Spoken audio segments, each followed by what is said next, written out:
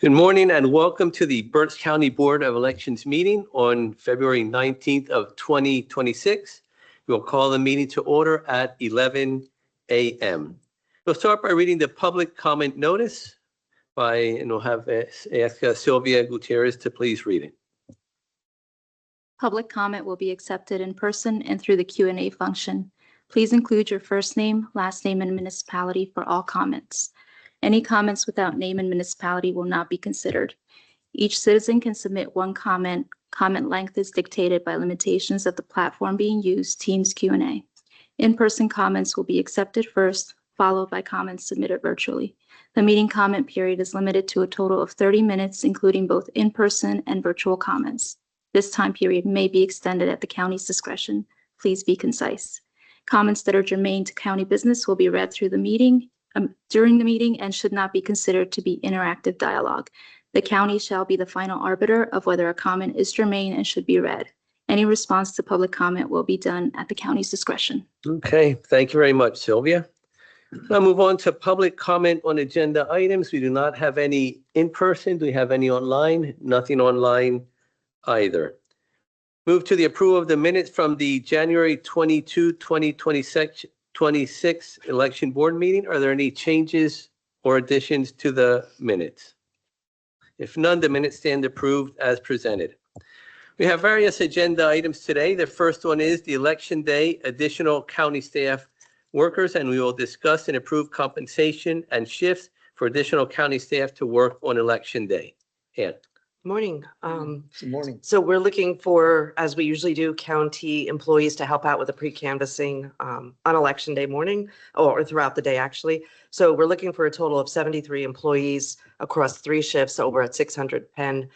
We did increase the numbers slightly just to cover any potential delays or, during the day. So we do have a few extra employees that we want to schedule over and above what we had last November.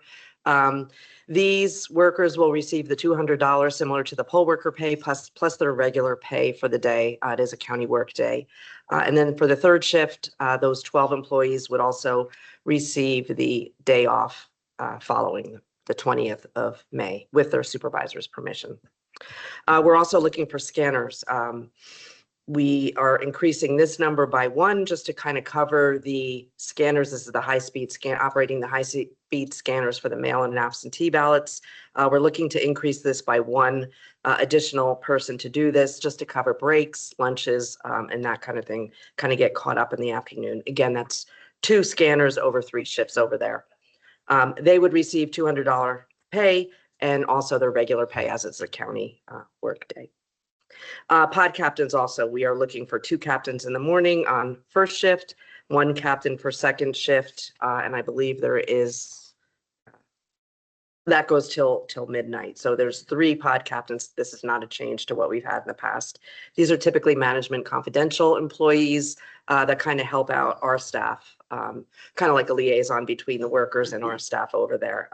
These captains, again, receive the $200 pay plus their regular county pay. The last or almost last is the call center. We're looking for 16 employees to be up here in this room to operate the call center. 2 shifts, 8 employees on each shift. Again, these are county workers requesting that $200 pay, regular pay, and then if they attend the training, it would be $30 for that training.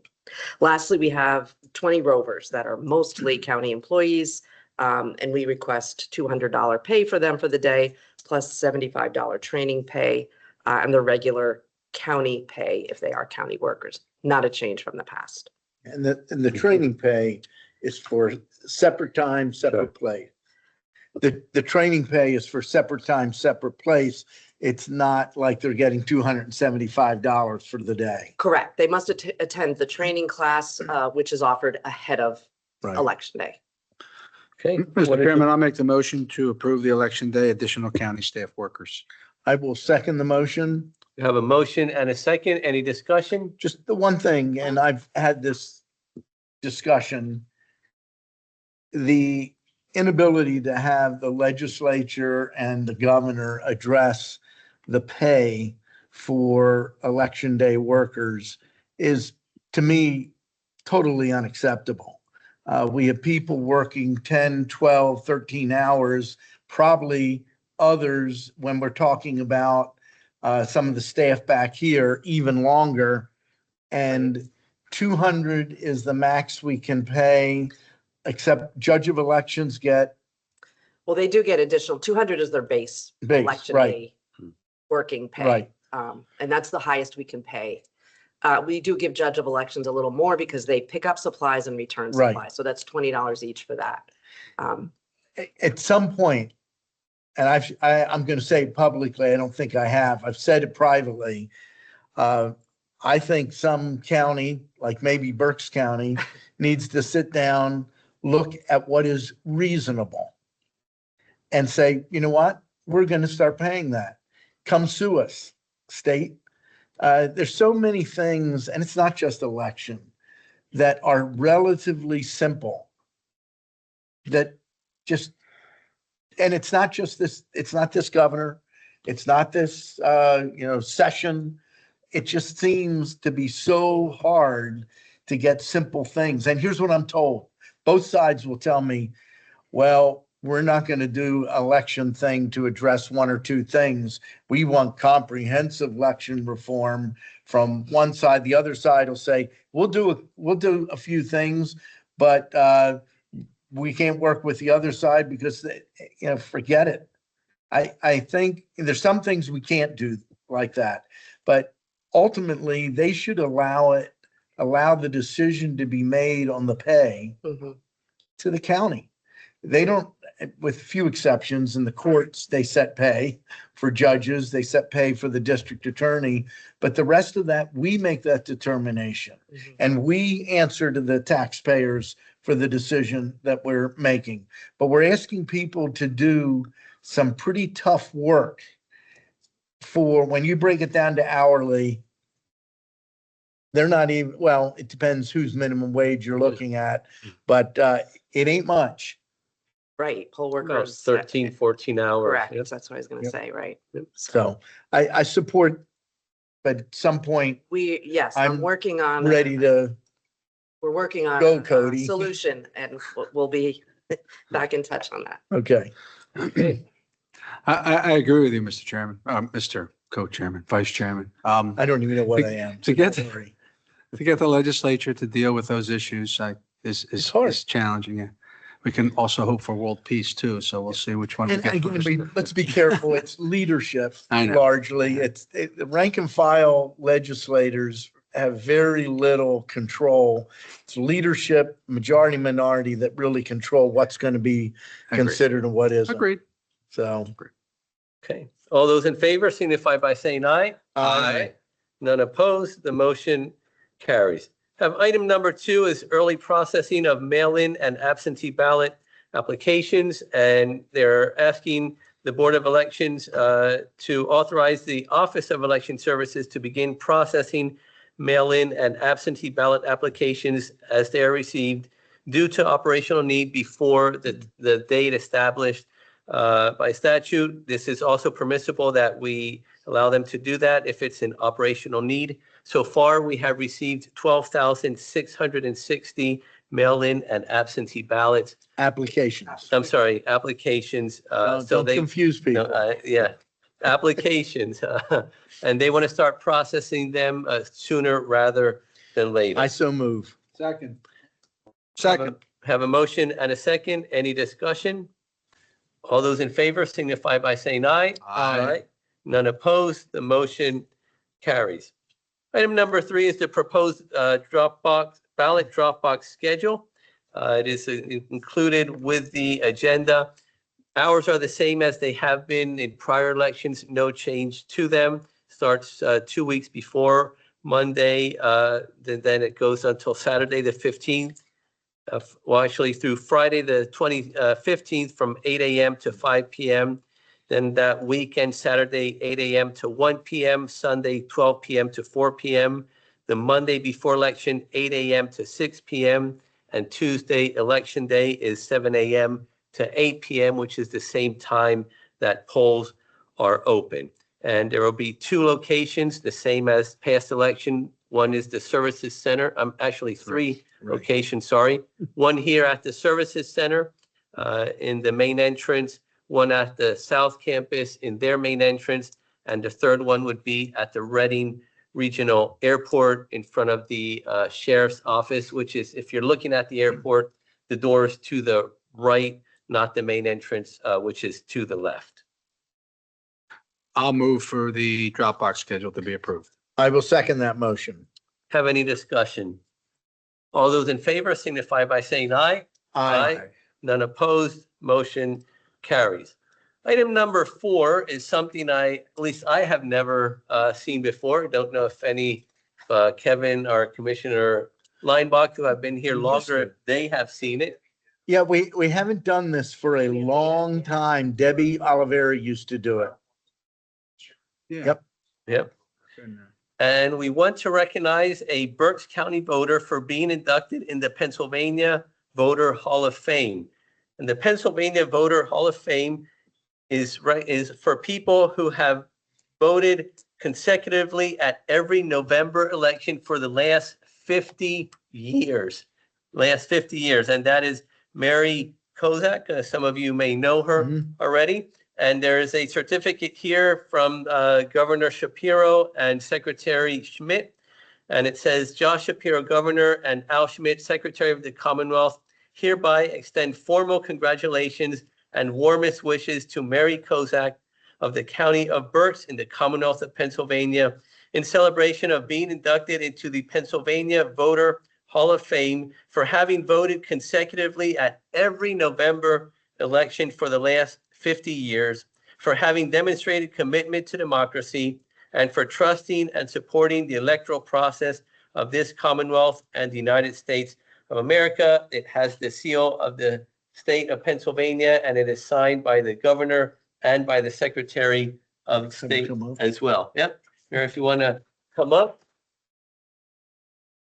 Veronica, can you take a picture? I realize Jonathan isn't here. Yep, that was my question. When did you start voting? So I don't know about this, but today seems to be Black Day for the ladies here. We have the executive assistants are black, Mary's in black, Sylvia's in black, Ann is in black. So most of the ladies here are in black today. You guys, I got part of the memo, so. But Mary, I'd like to congratulate you for your 50 years of voting here, the Commonwealth. So you should come in here in the middle. The monkey in the middle. Get a photo here if you want to hold it on the other side there. Sure. Go. 1, 2, 3. All right. Thank you very much. Congratulations. Commissioner. Let's go. Yeah. Yeah. I gotta tell you something. I voted in every election, never missed one. And in 1 year, Senator O'Keefe passed away. There was 3 elections. I voted 100. that's right. Oh, special Not election. only- Let me go to the microphone here. I- So Mary was indicating that it's not only in the general election, but also in the primary and in a special election as well. When Senator O'Keefe passed away, we had a special election. So it's been 101 elections that Mary has voted in. So that is quite the accomplishment. Mary, congratulations. Okay, we'll now move on to the election director's report. Okay. As Commissioner Rivera mentioned, we are anxious to start processing those applications. We have over 12,000. So the staff sees them stacking up. They're happy to be able to start processing. The petition circulating and filing period opened this week, the 17th, and it is opened until 5 p.m. on March 10th. So county committee people will file their petitions in our office. Anyone else that's on the ballot is going to file in Harrisburg for this election. We have That paperwork. includes state committee people too. Correct. The state committee people will So the file local committee people, precinct committee people, but the people running at the state. according to the bylaws of the Democrat and Republican Party. Yes, they will file in Harrisburg. Sometimes people hear state and they think, oh, okay, I have to file there. They don't. So anyway, the paperwork for the county precinct committee people is available on our website or in our office. We also have instructions and additional information on our website. That's all I have to report. Okay, and just to add to that, and we've seen, especially this last year, a lot of issues that have been referred to the Board of Elections. A lot of them have been referred to the district attorney for investigation. For those of you running for office, please make sure you're following the law, the rules. The information is on the Election Services website. If you have any questions, you can contact Election Services. They are not able to answer legal questions, which you need to contact your attorney for. But please make sure you read into the deadlines, what needs to be done. The petitions, they need to be printed out in a certain way. There's certain things, rules that need to be followed there to make sure that they're counted. So please, if you are running for office, make sure that you're doing it properly so you don't have any issues at the end. The other thing I want to also reemphasize is some people may have requested mail-in ballots last year and marked off, was it the permanent? Right. Permanent checkbox. Permanent means permanent for 1 year. So even if you requested it last year and checked off the permanent box, you do need to apply this year. So make sure you do that and don't miss the deadline. And we encourage people, if you are going to apply for mail-in ballot, the earlier you can do it, the better. The later you do it in the year, it makes it much harder for Election Services to process it and get it out in a timely manner. Now, continue with general comments from the board regarding current election-related issues. Is there any comments from the board? Okay, we'll move to public comment. We do have one public comment in person. Do we have any online, Cody? None online. We do have one in person. Jeff is at the podium. Jeff, as you're well aware, name, municipality, and you have 3 minutes. Good morning. My name is Jeff Wolf from Brecknock Township. Today I asked a ChatGPT a specific question concerning the necessary sample size for 200 ballot boxes if one would want to audit the outcome of an election. We have 200 plus precincts in Berks County. You can't trust everything ChatGPT tells you. Chat does have some distinct points of view, in my opinion, related to controversial issues of the political nature. Although it does give me reliable information to help me look up information when I discuss my car issues with my auto mechanics. At a 99% confidence level and a 5% plus or minus margin of error, ChatGPT states that the required sample size would need to be 160 ballots. Now back to reality. The only cure for skepticism and mistrust, if the goal is for the citizens to have faith in the outcome of an election, is 100% transparency into the process. At the casinos, the patrons spend their money, I suspect, because they have faith that the state officials that monitor gambling are there to guarantee that the laws of random distributions determine the outcomes and not human agency. During the 2025 general election, we learned at an election board meeting that one of the DS200 precinct scanners and tabulators malfunctioned and needed to be replaced. Going forward, in the interest of transparency, the elections board should order and conduct a publicly observable hand count audit of the ballot box contents and compare those results with all the relevant documents when a tabulator malfunctions in this way. And in such an instance, that audit should be completed prior to certification. In the case I mentioned here, the tabulator scanner stopped accepting ballots, requiring the district board to have the voters insert their voter ballot cards into the auxiliary or C bin, which is proper.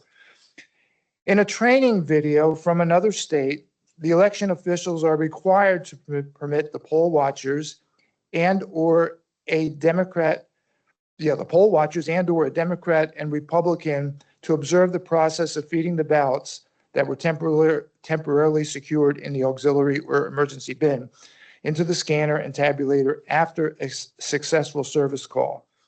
And I think this procedure should be adopted here in Berks County with all the necessary signatures. Thank you. So I just wanted a comment a little bit about the hand counting. Just talking about this with Ann this morning about the 2% vote. When we did it the last time, how many votes were there and how long did it take to do that? I know we did 2%. I don't remember. Was it 3 precincts? Do you guys remember? 3 precincts? And I know it took us beyond 1 full day. We did 1 day of hand counting and we're not complete. Due to the deadlines, we then went to what was remaining on, we ran it through a different tabulator than was used on election And day. why does it take so long?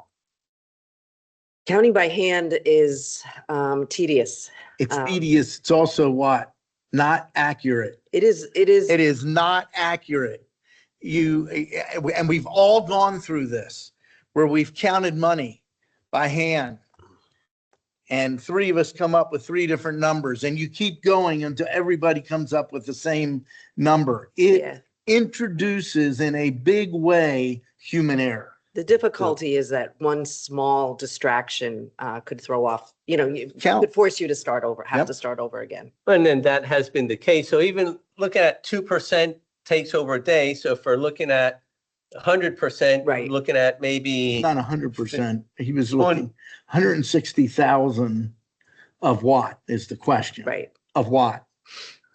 Of all voters? no, but I mean, and if all you're looking registered at, voters if you're or- looking at counting everything by hand, Oh, you you're can't. looking at, almost would take forever to do that and, look at it, people on elections results right away. I don't think many people would be willing to wait 15, 20, even 30 or 40 days to get the results of the election. Apart from that, when we did the 2% audit, we invited people from both parties to come in. How many did we have from the parties that came I in? know there was one observer, not sure if there was one participant for one of the days.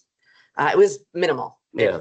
And it was one of the parties. So we had one person come in because we open it up. We have open it up. There's a group of 3, 1 Republican, 1 staff, and 1 Democrat to participate. We only had 1 person come in and 1 observer those days. So although it sounds like it's something that should be done, when you come and look at the reality of it, it's a little harder than to do. And like Commissioner Linebaugh said, done that many times where I've counted the money and then you count it again and you put it through a machine and you get different numbers there. So that's just something I wanted to add. Are there any other comments from the board?